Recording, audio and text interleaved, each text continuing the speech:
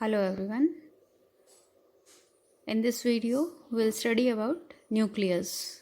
Nucleus is a double membrane bound cell organelle which contain the genetic information or the DNA or the genetic material and control all the cellular activity, metabolic activities.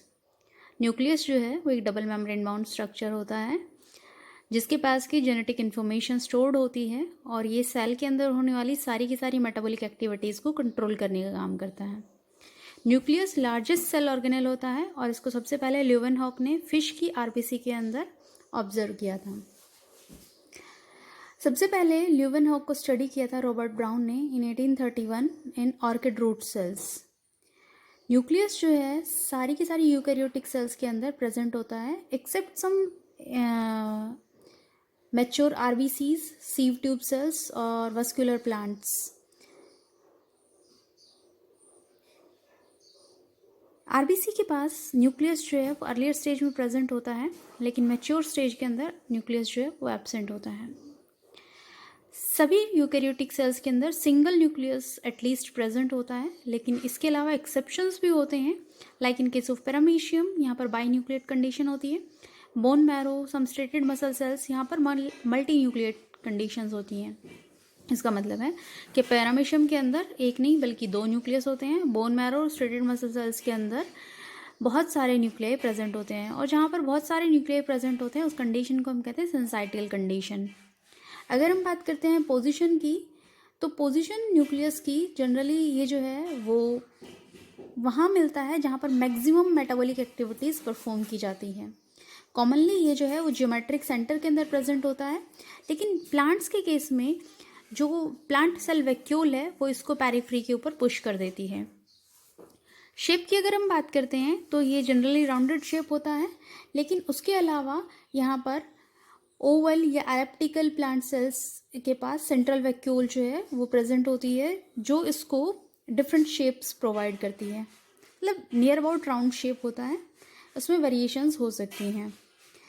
अगर हम इसका biochemical analysis देखते हैं तो यहाँ पर 9 to 12% DNA, 5% RNA, 3% lipid, 15% basic acid proteins present होते हैं, 65% न्यूट्रल प्रोटीन्स और एंजाइम्स होते हैं। उसके अलावा मिनरल्स प्रेजेंट होते हैं like the calcium, magnesium, potassium and sodium.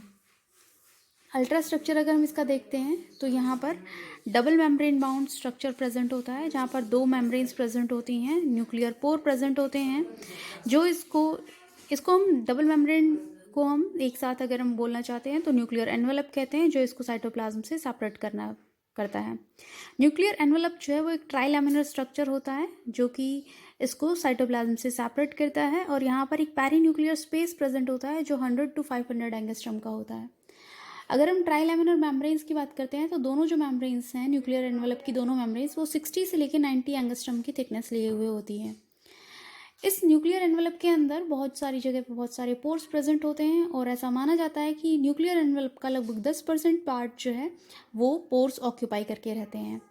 Pores जो हैं वो यहाँ पर इजी ट्रांसपोर्टेशन अलाउड करते हैं with the cytoplasm to the nucleoplasm.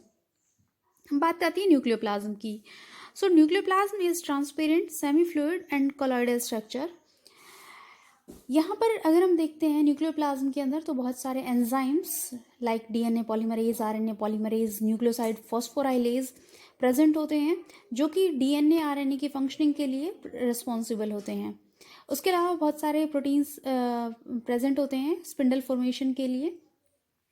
अगर हम बात करते हैं न्यूक्लियर मैट्रिक्स की तो यहाँ पर बहुत सारे फाइन फाइबर्स, एसिड प्रोटीन्स जो हैं वो एक स्कैफोल्ड की तरह एक्ट करते हैं फॉर द क्रोमेटिन मटेरियल जो इस क्रोमेटिन मटेरियल को उसकी लोकेशन के ऊपर मेंटेन करने का काम करता है। मैट्रिक्स जो है वो एक डेंस फिब्रस लेयर फॉर्म करता है along with the nuclear envelope और इसको हम कहते हैं न्यूक्लियर लैमिना। न्यूक्लियर मैट्रिक्स जो है वो दो तरीके का होता है। इंटरमीडिएट फिलामेंट्स जो हैं वो दो तरीके के होते हैं इसके पास, एक लैमिन ए और एक होता है लैमिन बी। यहाँ पर स्कैफोल्ड जो है न्यूक्लियर मैट्रिक्स जो है वो एक स्कैफोल्ड बनाता है क्रोमेटिन के लिए, मतलब क्रोमेटिन के लिए एक पोजीशन मेंटेन करने का काम करवाता है। उसके अलावा टेलोमेरिक पार्ट्स जो हैं उनके लिए अटैचमेंट साइट अवेलेबल कराता है और मैकेनिकल स्ट्रेंथ प्रोवाइड करता है न्यूक्लियर एनवेलप को। उसके अलावा जो लैमिन प्रोटीन्स हैं वो न्यूक्लियर पोर का भी एक हिस्सा बनाते हैं। अगर हम बात करते हैं क्रोमेटिन मटेरियल की, तो क्रोमेटिन मटेरियल जो है वो हेरिडिटी मटेरियल होता है। डीएनए प्रोटीन्स का जो कॉम्प्लेक्स पार्ट होता है उसको हम कहते हैं क्रोमेटिन। क्रोमेटिन जो है उसके अंदर होते हैं हिस्टोन प्रोटीन्स और डीएनए। जो डीएनए जो है उसको कंडेंस्ड फॉर्म में कन्वर्ट करने का काम करते हैं हिस्टोन प्रोटीन्स। बात आती है क्रोमेटिन मटेरियल जो है वो दो फॉर्म्स में होता है, एक होता है यूक्रोमेटिन और एक होता है हेट्रोक्रोमेटिन। जो डार्कली स्टेन्ड पार्ट होता है उसको हम कहते हैं हेट्रोक्रोमेटिन, जबकि जो लाइटली स्टेन्ड पार्ट होता है उसको हम कहते हैं यूक्रोमेटिन। यूक्रोमेटिन जो है होता है वो ट्रांसक्रिप्शनली एक्टिव होता है। इसका मतलब ये है कि euchromatin is the part of our genome और of our DNA which is responsible for controlling all the metabolic activities. उसके बाद आता है nucleolus. Nucleolus was discovered by Fontana in 1781 or described by Wagner in 1840. Nucleolus जो है वो एक membrane less structure present होता है, नेकेड प्रेजेंट होता है, जो कि राउंड या स्लाइटली इरेगुलर शेप का होता है। क्रोमेटिन मटेरियल से एक स्पेसिफिक साइट के ऊपर अटैच्ड होता है जिसको हम कहते हैं NOR या न्यूक्लियोलर ऑर्गेनाइजर रीजन।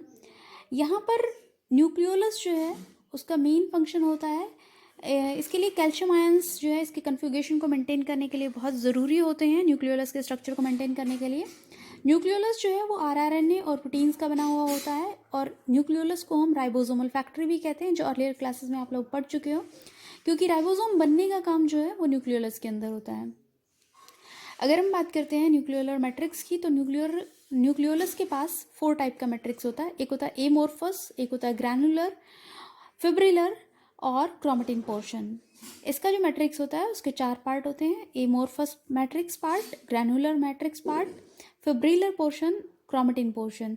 न्यूक्लियोलस जो है अभी हमने बताया था कि वो राइबोसोमल RNA की प्रिंसिपल साइट है, यहाँ पर RNA बनने का मेन काम होता है। अगर हम बात करते हैं उसके बाद फंक्शंस ऑफ न्यूक्लियस, तो न्यूक्लियस के मेन फंक्शन होता है कि ये जो है वो जेनेटिक इन्फॉर्मेशन या हेरिडिटी मटेरियल को कंटेन करता है, जो कि एक स्पीशीज़ से दूसरी स्पीशीज़ तक जेनेटिक इन्फॉर्मेशन को ट्रांसफ़र करता है। उसके अलावा यहाँ पर सेलुलर एक्टिविटीज़ को कंट्रोल करने का काम होता है वाया RNA, mRNA और डिफरेंट प्रोटीन्स। राइबोसोम्स बनने का काम न्यूक्लियोलस के अंदर होता है, which is present in nucleus. Variations जितनी भी होती हैं जो की कॉज होती हैं डीएनए में चेंज की वजह से, वो सारी की सारी न्यूक्लियस में चेंज की वजह से होती हैं। किसी भी सेल की ग्रोथ और मेंटेनेंस के लिए न्यूक्लियस रिस्पॉन्सिबल होता है, किसी भी सेल के डिफ्रेंसिएशन के लिए उसका न्यूक्लियस जिम्मेदार होता है, और सेल के रेप्लिकेशन के लिए न्यूक्लियस रिस्पॉन्सिबल होता है। These are the some of the functions of nucleus. Here is the structure of nucleus. This is nuclear envelope, 2 membranes are there. This is nuclear pore. This whole part is chromatin material shown like this. This darkened structure is nucleolus, which is composed of RNA and proteins and responsible for the formation of ribosomes. Nucleus is having a jelly-like or semi-fluid material which is known as nucleoplasm. This is all about nucleus. Thank you and have a good day.